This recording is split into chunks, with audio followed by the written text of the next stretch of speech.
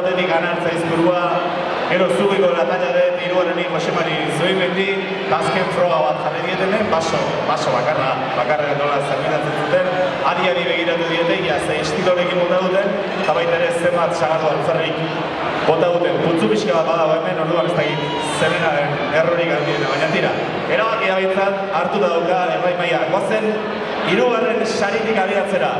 Epaimaikiden ustez, hirugarren saria merezimendu osoz izango du Zuriko Nataliadek.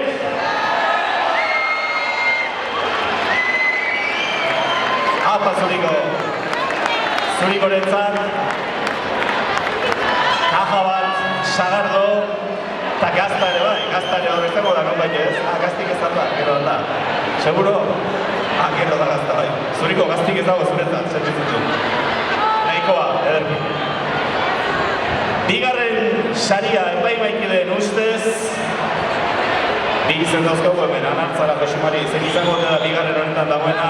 Bigarren saria, Josemari Zubimendirentzat izango da. Edoren bai, sariak badu, kajaba, sagardo eta gazta eder hori. Behordeik eta Josemari. Eta ez dago sekretu handiegirik, aurteko irabaztean orden jakiteko ez da. Aurten botatzaile txapelketa honetan irabazte lehendabiziko postuan Anartz Aizpurua.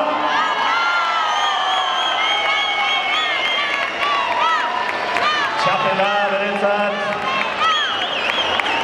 ondo gogoan izan dezan egun hau, kajaba sagardo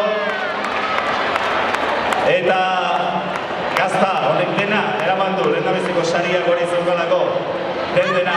Eta hoxe, zuen omenez, Anartz Aizpurua!